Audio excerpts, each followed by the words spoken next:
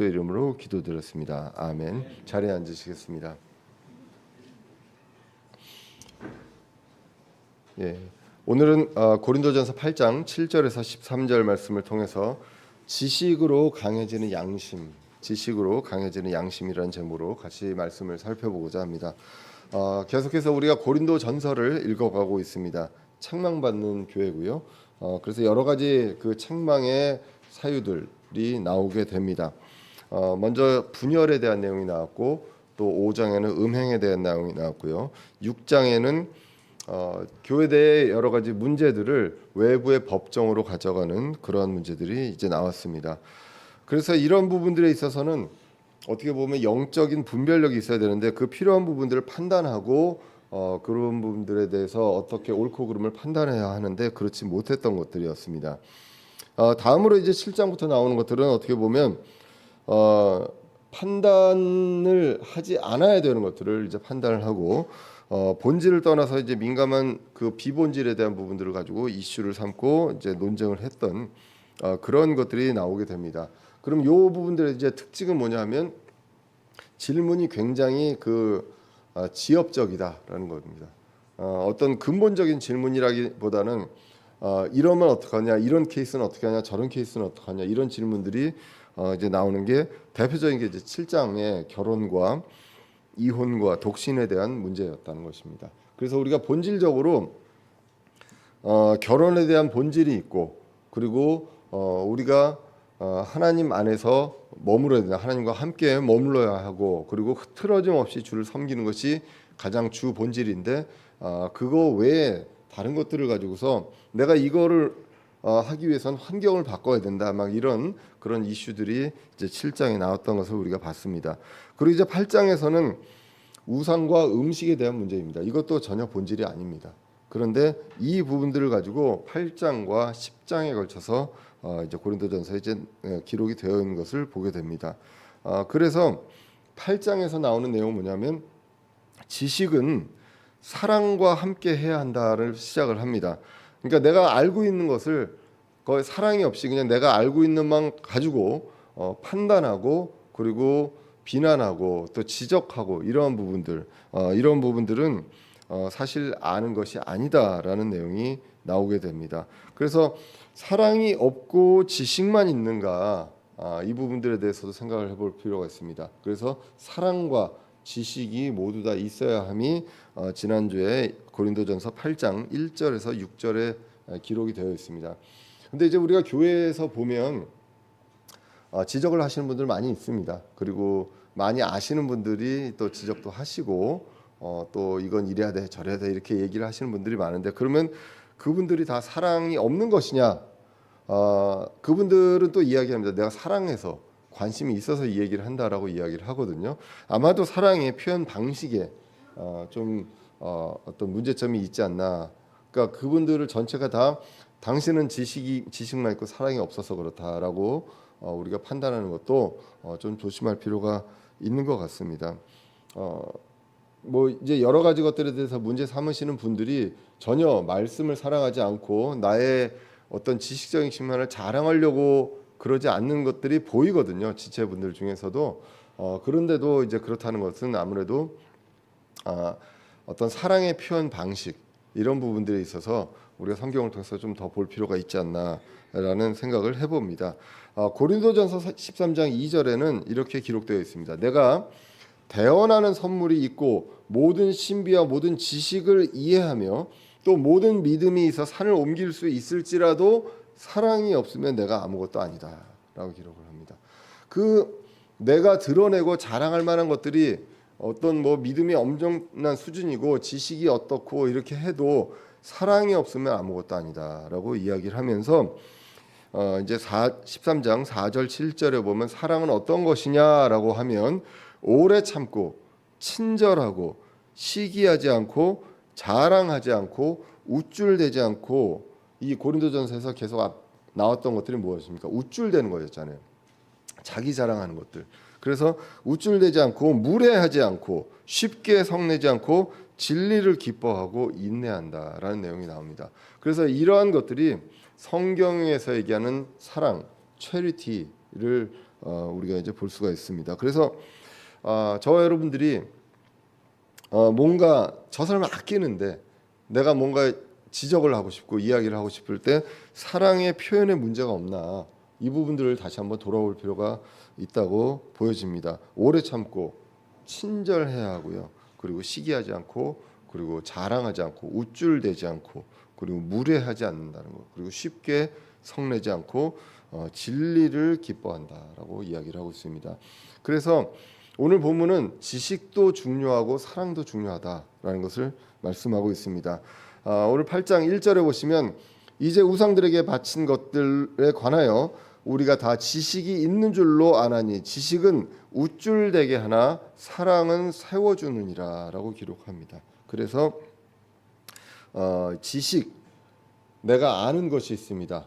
그런데 그것들이만 있으면 나를 우쭐대게 하고 내 지식을 내가 아는 것을 자랑하고 싶어 하지만 사랑은 겸손하게 다른 사람들을 세워준다라고 기록을 하고 있습니다. 그래서 이 세워준다는 이 edify라는 말이 지난번에도 말씀드렸지만 고린도 전후서에서 가장 많이 나옵니다. 그러니까 가장 많이 싸우고 논쟁하고 이런 일이 있을 때 우리가 기억해야 될 것은 나를 낮추고 세워주는 역할을 하는 것, 그것이 중요함을 이제 고린도전서 8장에서 이야기를 하고 있습니다. 고린도전서는 크게 이제 세 가지 그 핵심 단어가 있다고 보시면 되겠습니다. 지난주까지 이제 지식이 있었고요, 그리고 사랑이 있었습니다. 그리고 오늘 본문이 이제 양심에 대한 내용이 나옵니다. 그래서 지식과 사랑과 양심에 대한 내용이 나오는데, 이 부분들에 있어서 어떤 존재가 어떤 존재를 바라볼 때 이 세 가지를 이야기하느냐라고 했을 때 믿음이 강한 자가 있습니다. 그리고 교회에는 믿음이 약한 자가 있습니다. 성장이 필요한 자가 있습니다. 그래서 믿음이 강한 자가 약한 자를 바라볼 때 내가 어떻게 해야 하는가 할 때 세 가지를 생각해야 된다. 지식과 사랑과 양심을 생각해야 한다라고 오늘 본문이 이야기를 하고 있습니다. 지식적인 면에서는 어떻습니까? 하나님과 우상에 대해서 명확히 알면 음식에 의미가 없다는 것, 이것은 이제 우리가 알 수가 있습니다. 그런데 이 부분들에서 내가 지식만 알면 우쭐댑니다. 그리고 교만합니다. 그것으로 사람들이 같이 모이고 세워주는 것들을 무너뜨리는 역할을 한다. 이 반대가 이제 세워준다, edify, 그리고 buildup이라고 말씀을 드렸습니다. 지난주에는 좋은 소식이 있었지만 이번 주에는 혈압이 올라가는 소식이 있어서 저희 아내가 그 축구화 보고 자고 있는데 제가 깨웠습니다. 하도 소리를 질러가지고 예, 참 빌드업이 중요하다. 예, 빌드업이 안 돼서 2골을 먹었습니다. 그것도 수비 실수로 먹었다. 그래서 우리가 빌드업이 안 되면 기초가 안 되기 때문에 모든 것들이 더 나아갈 수가 없다라는 것들을 그냥 간단한 축구를 통해서도 이제 알 수가 있었습니다. 그래서 우리에게 있어서는 지식도 중요하고 모든 것들이 중요하지만 지식 아는 것들이 중요하지만 거기에 이제 사랑이 중요하다라는 내용이 나왔습니다. 그러면서 2절에서 어떻게 얘기했습니까? 우쭐대는 지식은 지식이 아니라고 합니다.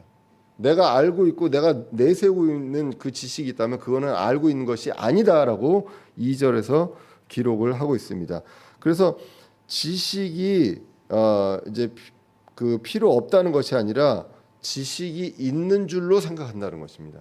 그러니까 1절, 2절을 보시면 지식 자체가 필요 없다는 게 아니라 지식이 없는데 지식이 있는 줄로 생각한다라고 성경이 이제 이야기를 하고 있습니다. 그래서 이 지식은 내 지식이 아니라 하나님을 아는 지식이어야 한다고 기록을 하고 있습니다. 그래서 하나님에 대해서 아는 자, 그 지식에서 자라가는 것이 중요하다라는 것이 이제 고린도전서 이제 8장 1절에서 6절까지 나오고 있습니다. 골로새서에서도 이렇게 기록합니다. 주께서 합당하게 걸어 모든 일에서 그분을 기쁘게 하고 모든 선한 일에서 열매를 맺으며 하나님을 아는 것에서 자라가는 것이 필요합니다. 그래서 하나님을 아는 것에서 자라가는 것이 필요하다라고 성경이 분명하게 이제 기록을 하고 있습니다. 그래서 사람들은 하나님을 아는 것에 자라가면서 사랑도 있습니다. 그래서 사랑 안에서 진리를 이야기한다. 오늘 본문과 같이 에베소서 4장 15절에서도 같은 이야기를 하고 있습니다. 오직 사랑 안에서 진리를 말하며 모든 일에서 그분 안에 이르도록 성장하게 하려 합니다. 성장하면 성장할수록 우리는 사랑 안에서 이야기를 합니다. 사랑 안에서 무엇을 얘기합니까? 지식, 우리가 알고 있는 지식인데 어떤 지식입니까? 그것이 바로 진리입니다.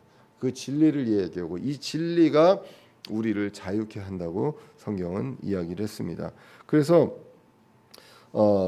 이런 식으로 이제 성경이 지식과 사랑에서 이야기하고 오늘 본문은 그 지식을 양심과 연관지어서 이야기를 하고 있습니다. 본문 오늘 8장 7절에서 보시면 그러나 모든 사람에게 그 지식이 있지는 아니하나니 어떤 사람들은 이 시각까지도 우상을 의식하며 우상에게 바친 것으로 여기고 그것을 먹음으로 그들의 약한 양심이 더러워졌느니라라고 기록을 합니다. 그래서 오늘 본문에 보시면 지식이 나오고 양심이 나옵니다. 그래서 그 지식이 나오고 약한 양심이 나옵니다. 이 그 지식은 뭐냐? 6절까지 4절부터 이제 6절까지 나와 있었던 내용입니다. 하나님 외에 다른 신은 없다. 하나님은 한 하나님이다. 원가시다. 그래서 아버지 하나님, 아들 하나님, 성령 하나님이 계시고 그분으로 말미암아 우리가 존재한다. 그렇기 때문에 이 세상에 그분 외에 다른 신은 없다. 그렇기 때문에 우상은 아무 의미 없는 것이다. 이 그 지식입니다. 이 그 지식이 모든 사람에게 있지는 않다라고 성경이 이야기합니다. 심지어는 교회 내에서도 그 지식이, 그 확고한 지식이 모든 사람한테 있지 않기 때문에 어떤 사람들은 지금까지도 우상을 의식합니다. 그리고 우상에게 바친 것으로 여기고 그건 우상에게 바친 것인데 그것을 먹습니다. 그런데 이 사람들은 어떤 사람들입니까? 그 지식이 없는 사람들은 약한 양심을 갖고 있는 사람이다라고 기록을 합니다. 근데 이 약한 양심이 더러워졌다라고 기록을 하고 있습니다. 그래서 이 양심이라는 말이 이제 나오게 됩니다. 양심은 율법은 아닙니다. 율법은 아니고요. 이제 하나님의 그 법 중에 이제 도덕법을 이제 드러내는 것이다라고 기록을 합니다. 그래서 위어스비 주석에서는 도덕법이 있음을 입증하는 것이 바로 양심이다. 하나님의 도덕법이 우리 안에 있음을 입증하는 것, 그것이 무엇이냐? 양심이다. 누가 가르쳐주지 않아도 내가 그 부분에서 찔림이 있기 때문에 그 양심이 있다라고 기록을 합니다. 그래서 7절은요, 모든 사람이 하나님을 아는 지식이 충분하지는 않습니다. 그렇기 때문에 양심이 약한 사람들이 분명히 있다. 반대로 얘기하면 지식이 충분하고 지식이 풍성하면 양심이 강하다라고도 볼 수가 있습니다. 그래서 우상에 대해서 거리낌 없이 그 음식에 대해서 자유롭게 먹을 수 있습니다. 왜냐하면 우상을 의식하고 먹는 사람들도 있지만 우상 이건 아무것도 아니야 라고 해서 먹는 사람이 있다. 똑같은 그 우상에게 바쳐진 음식이 있다 할지라도 그 부분들에 대해서 강한 양심으로 먹는 사람이 있지만 약한 양심도 분명히 있다라고 기록을 하고 있습니다. 그래서 약한 양심으로 먹는 사람은 우상을 의식하고 개념 없이 음식을 먹는데 그러므로 해서 나오는 게 뭐냐면 이 약한 양심이 더러워진다라고 기록을 합니다. 이 뒤에도 이제 뒤에 구절에도 구체적으로 나오지만 이 약한 양심이 더러워진다는 것은 어떤 의미냐? 우리가 성경을 통해서 이제 볼 수가 있는데 약한 양심은 결국은 악에 노출돼서 죄에 말려들기가 이제 쉽다라고 이제 보여집니다. 그래서 약한 양심이 더러워진다는 것은 처음 양심이 작동할 수도 있는데요. 그 지나가면 그 감각이 없어지고 그 다음부터는 찔림이 없이 이제 무감각해지는 그런 것들을 이제 약한 양심이 더러워진다라고 이제 볼 수가 있습니다. 그래서 결국 지식이 없으면 양심이 약합니다. 그러면 이 양심이 약하고 이 약한 자들, 이게 양심도 약하다고 하고요. 성경에서는 믿음이 약한 자라고도 이제 표현이 되어 있습니다. 그럼 이들에게는 무엇이 필요할까요? 강한 자들의 보호가 필요합니다. 그래서 이 영적으로 어린 아이들 같은 경우에 약한 양심을 갖고 있는 경우에 부모들의 그 엄격한 이제 보호가 필요합니다. 그 보호 안에서의 자유가 필요합니다. 그리고 그다음에 결국 부모는 아이 앞에서 행동을 조심해야 합니다. 아이가 그것을 보고 따라하기 때문에 이런 어떤 그 관계, 이런 부분들이 이 영적인 어떤 성장 단계에서도 이루어진다는 것입니다. 그래서 성장하면서 자유가 확대되고 믿음과 지식이 성장한다라고 이제 성경은 이야기를 합니다. 그래서 이 지식과 믿음은 같이 나오는 경우가 꽤 있습니다. 그러니까 다른 것이 아니라 믿음이 그냥 무턱대고 그냥 무조건 믿어가 아니라 우리가 성경을 통해서 읽고 배우고 그렇게 해서 이제 믿게 되는 그러한 우리 나의 그 연약한 믿음이 있습니다. 약한 믿음과 강한 믿음은 나의 믿음이죠. 그리고 우리 안에 무슨 믿음이 있습니까? 예수 그리스도의 믿음이 있습니다. 그래서 그 부분인데 지금 약한 믿음, 강한 믿음에 대한 부분들은 이제 나 자신의 어떤 믿음으로 이제 볼 수가 있습니다. 에베소서 4장 13절에 보시면 마침내 우리가 다 믿음과 하나님의 아들을 아는 것, 그래서 faith가 있고요, knowledge가 있습니다. 아는 것에서 하나가 되어 완전한 사람에 이르고 그리스도의 충만하심에 장성한 분량에 이르나니. 그래서 믿음이 있고 지식이 있습니다. 이 두 가지를 이제 같이 이야기하면서 성장을 한다. 장성한 그리스도의 충만하심에 장성한 분량에 이르게 된다라고 기록을 합니다. 그래서 믿음을 통해서 하나님을 더 알게 되고 또 성장하게 되는 것입니다. 히브리서 11장 3절에서도 이렇게 기록됩니다. 믿음을 통해 우리는 세상들이 하나님의 말씀으로 지어진 줄을 깨닫나니. 이해하게 됩니다. 믿음과 이해함과 지식이 같이 갑니다. 그래서 그런즉 보이는 것들은 나타나 보이는 것들로 만들어지지 아니하니라라고 기록합니다. 그리고 예수님에 대해서도 누가복음 1장에서 그 예수님을 이제 표현하면서 이렇게 기록하는 것을 보게 됩니다. 누가복음 1장 77절입니다. 그분의 백성에게 그들의 죄들의 사면을 통해 구원을 얻게 하는 지식을 줍니다.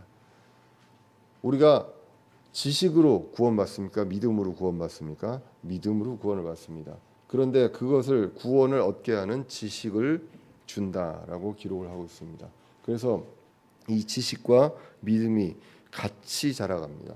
그래서 이 믿음이 자라가고 지식이 자라갈 때 이제 양심이 강하게 된다라고 기록을 합니다. 그래서 이것들에 대해서 계속 자라가라라는 것이 성경적인 명령입니다. 베드로서 3장 18절입니다.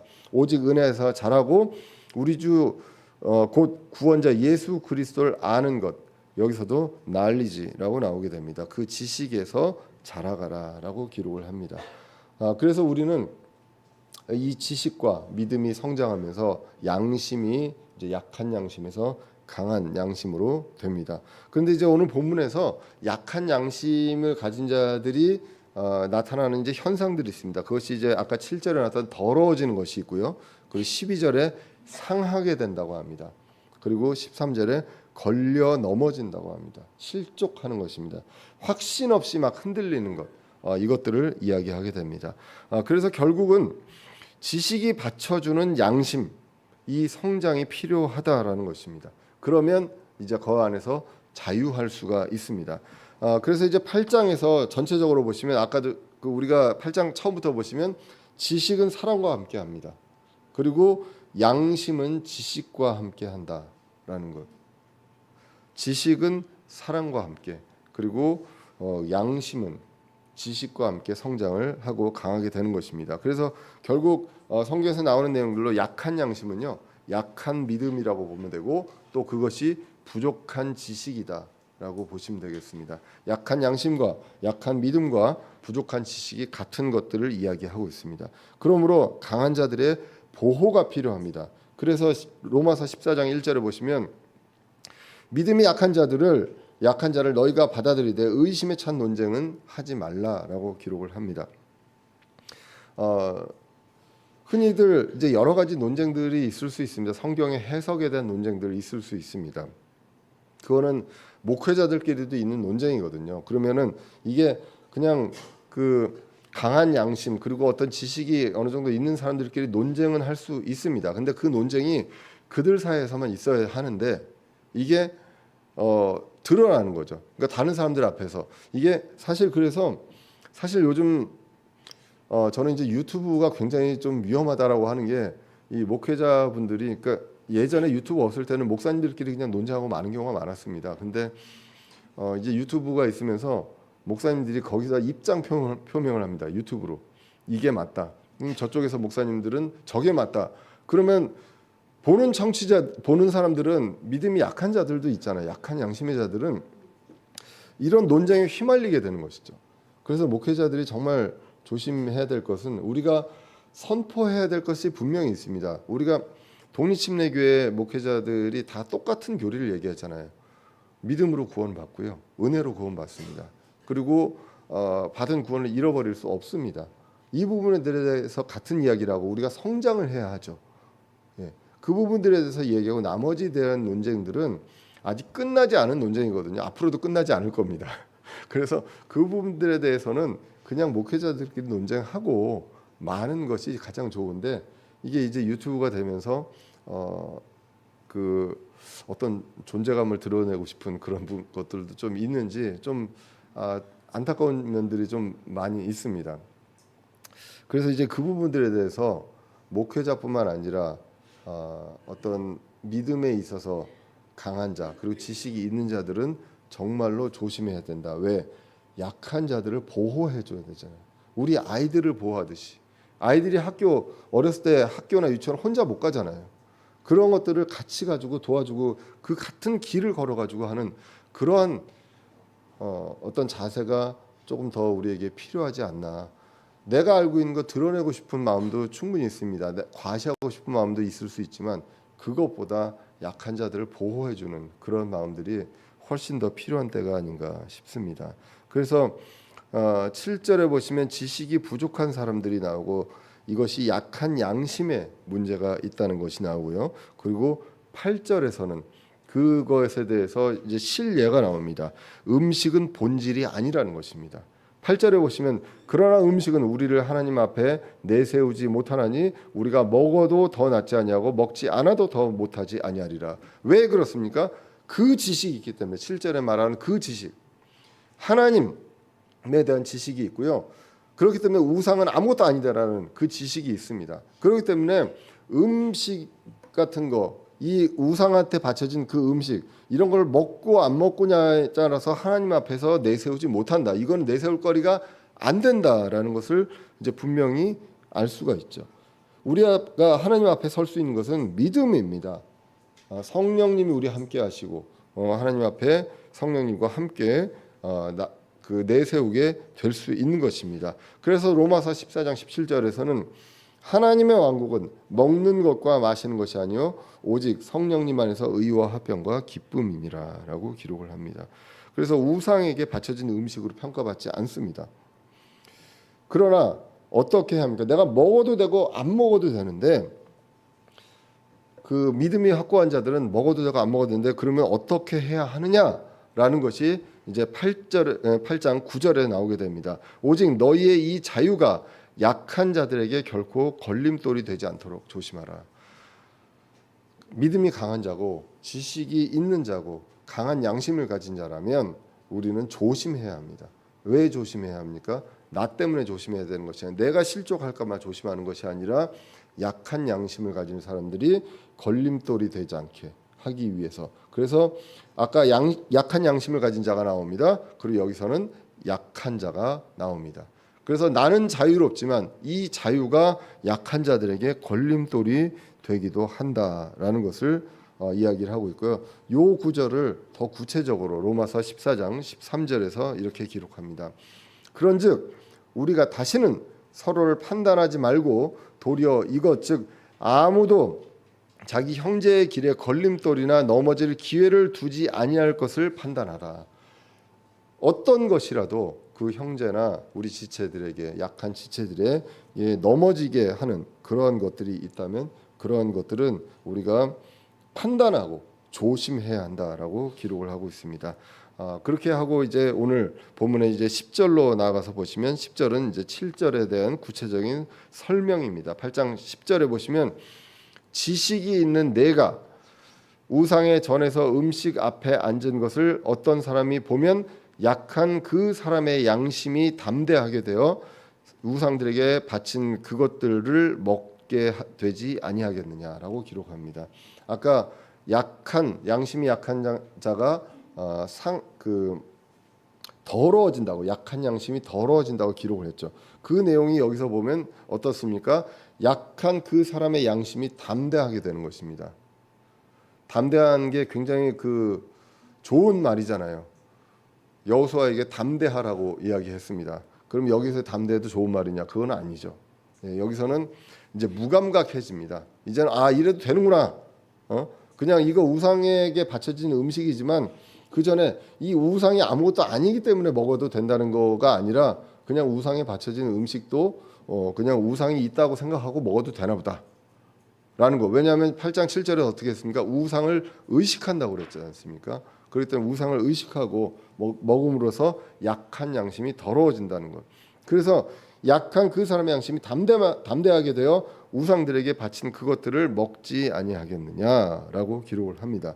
이러한 일들이 일어날 수 있다. 그러면 이런 부분들에 있어서 우리는 믿음이 강한 자들은 조심해야 한다. 결국 약한 자들을 실족하게 하지 않는 것이 중요하다라고 성경이 기록합니다. 고린도전서 10장 27절을 보시면 믿지 않는 자들 중에서 누가 너희를 잔치에 초대하여 너희가 가고자 하거든 너희 앞에 차려놓은 것은 무엇이든지 양심을 위해 묻지 말고 먹으라. 믿지 않는 자들 앞에서 있을 때는 그냥 먹어도 된다는 것입니다. 그 사람들에 대해서 모르는 사람들입니다. 지식에 대해서. 그런데 28절에 그러나 어떤 사람이 너희에게 이르되 이것은 우상들에게 희생물로 바친 것이라 하거든 그것을 알게 한 사람과 양심을 위해 먹지 말라. 땅과 거기에 충만한 것은 주의 것이니라 라고 기록을 하고 있습니다. 그래서 똑같은 음식이 있다 할지라도 먹어도 될 때가 있고 안 먹어도 될 때, 먹지 말아야 할 때가 있다라고 기록을 하고 있습니다.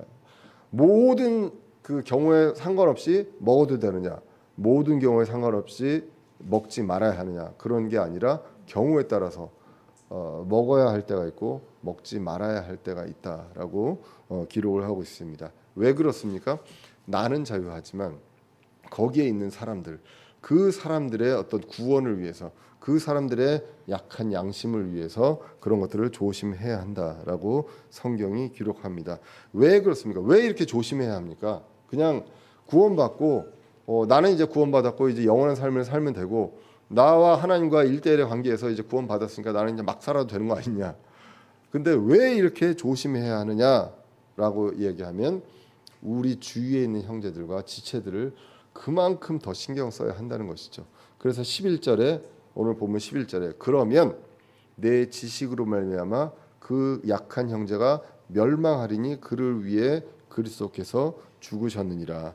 아까 10절이 어떤 내용이었습니까? 지식이 있는 내가 우상의 그 앞에 바쳐진 음식을 먹으면 어떤 사람이 그 약한 사람의 양심이 담대하게 돼서 우상들에게 바친 음식을 그도 먹게 될 것이다 라는 것입니다. 모르고 그냥 그런 것들이 양심이 무뎌지면서 먹게 되기 때문에 그러면 내 지식으로 말미암아 그 약한 형제가 멸망하게 되리니 그를 위해 그리스도께서 죽으셨느니라. 여기서도 이제 멸망이 나옵니다. 멸망은 물론 이제 성경에서 페리시라는 말 자체가 이제 지옥으로 가고 이제 그렇게 진짜 영원히 멸망하는 것도 있습니다. 그렇지만 이 앞뒤 구절을 봐야죠. 아까 담대함도 그랬고요.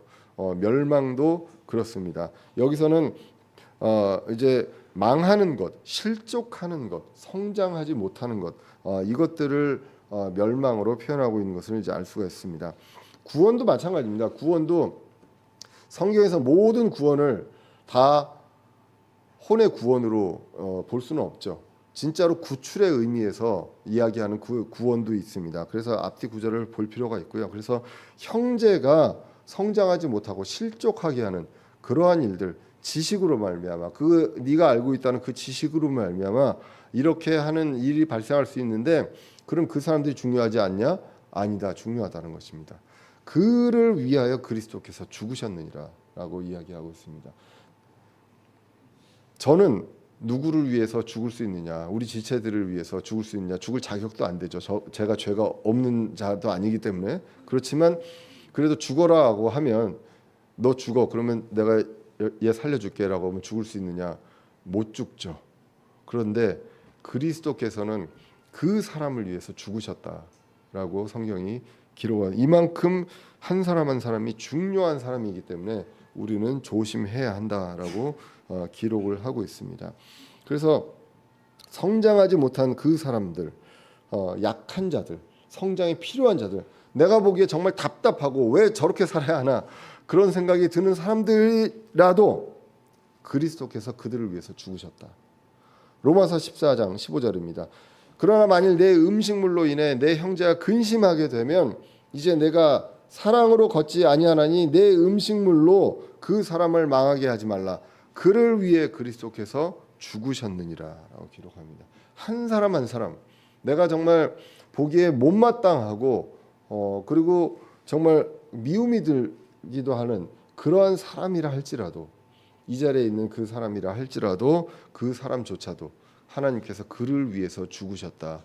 이것을 그리스도께서 그를 위해서 죽으셨다. 이 말을 우리는 분명하게 기억을 해야 합니다. 그래서 이제 이 그 12절로 이제 넘어가서 보시면 이렇게 기록합니다. 그러나 만일 내 음식물로 인해 내 형제가 근심하게 되면 이것도 제가 잘못했네요. 실수를 또 했습니다. 그러나 너희가 이와 같이 형제들에게 죄를 짓고 그들의 악한 양심을 상하게 하면 그리스도께 죄를 짓느니라라고 고린도전서 8장 12절에서 기록이 됩니다. 그래서 형제들에게 죄를 짓고 그들의 약한 양심을 상하게 하면 그거는 그리스도께 죄를 짓는 것이다. 우리가 죄를 안 지으려고 노력해야 하잖아요. 그래도 죄를 짓지만, 그런데 명백한 죄가 내가 분명하게 나쁜 짓을 하는데, 여기서 보면요, 내가 그냥 음식을 먹든 안 먹든 간에 이거는 죄가 아닙니다. 그렇잖아요. 우상에 바쳐진 음식이라도 내가 그것에 정확히 알고 먹는 건 죄가 아닙니다. 그런데 이게 약한 양심을 상하게 하면 그건 그리스도께 죄를 짓는 거다라고 기록을 합니다. 분명히 나는 죄가 아닌데도 이게 죄야라고 성경이 기록을 하고 있다는 것입니다. 그래서 그들의 성장을 방해한다면 믿음이 강한 자가, 양심이 강한 자가 죄를 짓는 것이다. 죄의 항목에 들어가지 않는 것이라 할지라도 죄를 짓는 것이다라고 기록을 합니다. 그렇기 때문에 이제 우리는 어떻게 해야 합니까? 13절입니다. 그러므로 만일 음식이 내 형제를 실족하게 하면 나는 세상에 서 있는 한 고기를 먹지 아니하며 내 형제가 실족하지 아니하게 하리라. 고기를 먹는 게 죄가 아닙니다. 고기를 안 먹는 게 죄가 아닙니다. 그런데 이것이 형제를 실족하게 한다면 그것을 안 하는 게 낫다라는 것입니다. 우리 모두가 채식주의자가 되어야 될까요? 아니, 저는 그렇게는 못하겠습니다. 그렇게는 못하겠고요. 그런데 이런 부분들에 있어서 우리는 행동을 조심해야 한다. 신자라면, 성장한 신자라면 조심해야 한다라는 것이죠. 로마서 14장이 항상 오늘 본문과 연결되어서 나오게 됩니다. 로마서 14장 20절에도 음식물로 인해 하나님의 일을 망하게 하지 말라. 여기서도 하나님의 일을 망하게 하는 것입니다. 사람을 실족하게 하는 것, 이런 것들은 하나님의 일을 망하게 하는 것입니다. 그래서 죄가 되는 것입니다. 모든 것이 참으로 순수하되 실족하게 하며 먹는 그 사람에게는 그것이 악하니라라고 나옵니다. 실족하게 하며 먹는 것, 이것은 악한 것이다.